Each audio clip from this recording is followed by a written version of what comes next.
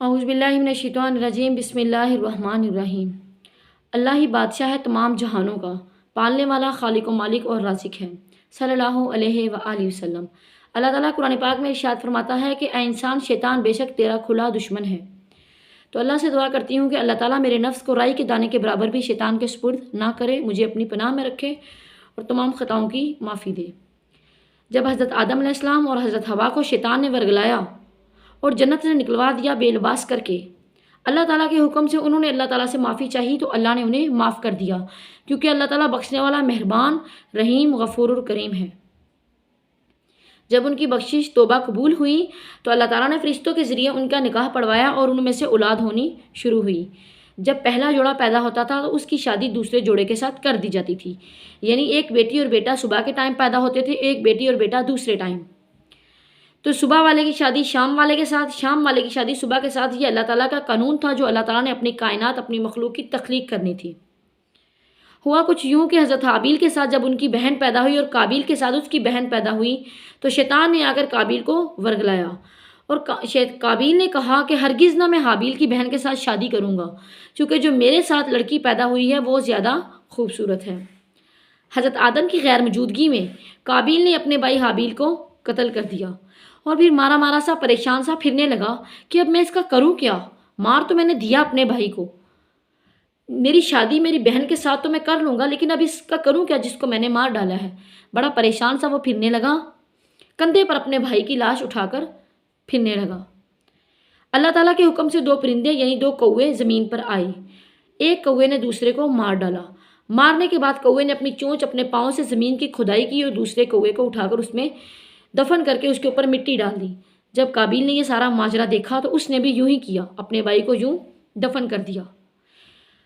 جو انسان برائی کی بنیاد رکھتا ہے، جب تک قیامت تک جو برائی چلتی رہتی ہے اس کا گناہ بنیاد رکھنے والے کو ملتا ہے۔ جو انسان اچھی بات، اچھائی کی بنیاد رکھتا ہے، اسے قیامت تک اچھا صلہ دیا جاتا ہے۔ حضرت آدم کی غیر موجودگی میں جب اپنے بھائی کو مار کر دفنا دیا تو پھر بڑا پریشان ہوا کہ اب میرے ساتھ کیا ہوگا۔ اپنے باپ کے ڈر سے، خوف سے اپنی بہن کو لے کر دور ایک وادی میں جا کر بس گیا۔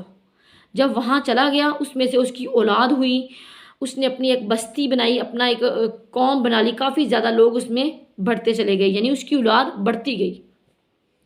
ہوا کچھ یوں کہ شیطان انسانی روپ میں آیا اور آ کر اس بستی کے لوگوں کو کہا، قابیل کے لوگوں کو کہا کہ کیوں نہ تمہیں عیش و عشرت کی اور بڑی خوبصورت زندگی کا راز بتاؤں۔ ڈول، باجے، تماشے، گانے، اونچی آواز میں ہنسنا اور ایسے لباس شیطان نے ایجاد کیے ایک انسانی روپ میں آ کر، جسے دیکھ کر جو عورت وہ لباس پہنتی تھی اسے جو دیکھتا دیکھتا ہی رہ جاتا۔ ایک دن ایسا مقرر کر دیا گیا کہ قابیل کے قبیلے میں لوگ بڑا جشن کرتے آ کر، اور شیطان بھی بیچ میں انسانی روپ میں چلتا پھرتا اور بڑا دل اپنا خوش کرتا۔ حضرت آدم علیہ السلام نے اللہ تعالیٰ سے دعا کی اور بڑے پریشان کہا، یا اللہ مجھے ایسی اولاد عطا کرنا جس میں سے میری آگے نسل بڑھ سکے، مجھے نیک صالح اولاد عطا کرنا۔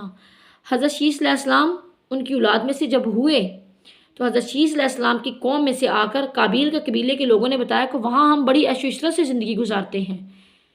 حضرت شیث علیہ السلام کی قوم میں سے، ان کے لوگوں میں سے جن کا ایمان کمزور تھا، انہوں نے چاہا کیوں نہ ہم بھی دیکھیں کہ اس دن جس دن میلہ لگتا ہے لوگ وہاں پر کرتے کیا ہیں۔ انہوں نے جب جا کر دیکھا تو بڑی بڑی خوبصورت عورتیں بہت کم لباس میں وہاں گھوم پھر رہی ہیں اور بڑی خوبصورت نظر آ رہی ہیں۔ ان کے دل کو شیطان نے ورگلایا اور وہ بھی اس قبیلے میں جا کر شامل ہو گئے۔ حضرت شیث علیہ السلام نے جب شادی نہ کی اور یہ کہا کہ میں اللہ تعالیٰ کی راہ میں اپنی زندگی گزاروں گا اور اپنے والد کی فرما برداری کروں گا، جس لڑکی کے ساتھ حضرت شیث علیہ السلام کی شادی ہونی تھی، قابیل کے بیٹے آ کر اس لڑکی کو اٹھا کر لے گئے۔ جب یوں ہوا تو حضرت شیث علیہ السلام اپنے لوگوں کو، جو مومن پکے مومن تھے، ان کو لے کر چل پڑے، جا کر وہاں جنگ کی اور ان سب کو یعنی کہ زمین میں ناموس و ذات کر دیا، انہیں ختم کر دیا، انہیں قتل کر دیا، ان تمام لوگوں کو مار ڈالا۔ شیطان نے یوں اپنا شر پھیلانا دنیا میں پیدا کیا۔ حضرت شیث علیہ السلام جب واپس آئے تو ان کی بعد میں جو قابیل کی نسل تھی وہیں پہ اس کو تمام کو زمین میں دنسا دیا، ختم کر دیا، مار کے جب واپس آ گئے تو جو لوگ بچے بعد میں حضرت نوح تک، وہ حضرت شیث علیہ السلام کی آل اولاد اور یعنی کہ مومن اور نیک لوگ پیچھے بچ گئے۔ جن میں آ کر پھر شیطان نے آنے والی نسلوں میں شر پھیلایا، پھر انہوں نے حضرت نوح علیہ السلام کی نافرمانی کی، ایسے ایسے نبیوں پیغمبروں کی نافرمانی کرنی شروع کر دی۔ یعنی بات ہو رہی ہے زنا کی، کہ زنا سب سے پہلے کس شخص نے کیا؟ زنا تو وہیں پر ایجاد ہو گیا تھا جب قابیل اپنی بہن کو لے کر وادی میں چلا گیا تھا، اپنے باپ کے گھر کو چھوڑ کر، اپنے بھائی کو مار کر۔ سب سے پہلا قتل بھی قابیل نے کیا تھا، اور زنا کی ابتدا بھی انہی میں سے ہوئی تھی۔ تو جب کبھی دنیا میں کہیں قتل ہوتا ہے یا زنا ہوتا ہے، تو جو انسان برائی ایجاد کرتا ہے تو اس کی سزا اس بندے کو دی جاتی ہے جس نے برائی ایجاد کی ہوتی ہے۔ تو اللہ تعالیٰ ہر برے عمل سے بچنے کی توفیق عطا فرمائے۔ آج ہمارے معاشرے میں بھی بڑی چیزیں ایجاد ہو رہی ہیں نیو، جیسے ہمارے مسلمان نیو جنریشن کے جو لوگ ہیں وہ ایسی ایسی ویڈیوز بنا رہے ہیں، بڑا نازیبا سا لباس ہوتا ہے ہماری خواتین کا، نیو اسٹوڈنٹس کا، جو علم حاصل کرنے کے باوجود بھی ایسی ویڈیو بناتے ہیں جنہیں بعد میں لوگ دیکھتے ہیں، یہاں تک کہ بچے تک بھی دیکھتے ہیں۔ تو جو گناہ ان کو تو ہو رہا ہے دیکھنے والے کو، لیکن جنہوں نے یہ چیز ایجاد کی ہوتی ہے قیامت تک ان کو اس کا گناہ پورا دیا جائے گا۔ تو جو انسان اچھی چیز بیان کرے گا، اچھی حدیث بیان کرے گا، اچھا عمل کرے گا، اس کو بھی قیامت تک اس کی اچھائی کا اجر دیا جائے گا۔ جتنے لوگ اچھی چیز دیکھ کر، اچھی چیز حدیث مبارکہ سن کر، یا ایک معلم ہے وہ قرآن پاک سکھاتا ہے، جتنے لوگوں کو اس نے قرآن پاک پڑھایا، جب تک وہ قرآن پاک پڑھیں گے اس کے مرنے کے بعد بھی پڑھنے والوں کو ثواب تو دیا جائے گا، لیکن جس نے سکھایا ہوگا اس کو بھی اس کا اجر پورا پورا دیا جائے گا۔ یہ دنیا کے نظام ہے، اللہ تعالیٰ اچھائی کے بدلے اچھائی ایجاد کرنے والوں کو دیتا ہے اور برائی کے بدلے برائی۔ قابیل کی وجہ سے ہی پہلا زنا دنیا میں ہوا، اسی کی وجہ سے پہلا قتل ہوا تھا۔ شیطان انسانوں کو ورگلاتا ہے، شیطان انسان کا کھلا دشمن ہے۔ تو میری اللہ سے دعا ہے کہ اللہ تعالیٰ تمام مسلمانوں کو، مومنین مومنات کو اس شیطان کے شر سے دور رکھے، اپنی پناہ میں رکھے۔ تو لہٰذا جو ٹک ٹاک وغیرہ یا کسی بھی ایپ پر کوئی بھی لڑکی لڑکا یا کوئی بھی انسان اپنی ویڈیو کوئی رزق کے لیے یا کسی بھی طریقے کے لیے آپ لوگ ایجاد کرتے ہیں، تو اپنے گناہ یا اپنی جو اچھائی یا برائی کا جو صلہ ہے اسے مد نظر رکھتے ہوئے یہ کام کریں، چاہے وہ آپ اپنے رزق کے لیے کر رہے ہیں یا کسی مجبوری کے تحت بھی کر رہے ہیں۔ خدا را ایسا کام کریں جس کی وجہ سے آپ کی آخرت نہ خراب ہو، دنیا میں بھی اس کا صلہ آپ کو بہترین ملے، اور اللہ تعالیٰ آخرت میں بھی اس کا صلہ آپ کو اچھا دے۔ اگر کوئی ٹک ٹاک پر گانا وغیرہ لگا کر آپ بے حیائی والی ویڈیو اپلوڈ کرتے ہو تو قیامت تک آپ کو اس کی سزا دی جائے گی۔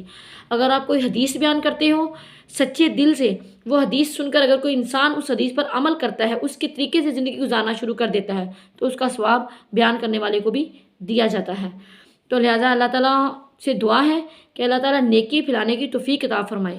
ہر ایپ پر، ہر جگہ پر، ہر مسلمان جب بھی کوئی بات کرے تو اچھائی والی بات کرے، جب بھی بات کرے اخلاق سے کرے، ہر برائی کو اللہ تعالیٰ مسلمانوں سے دور رکھے۔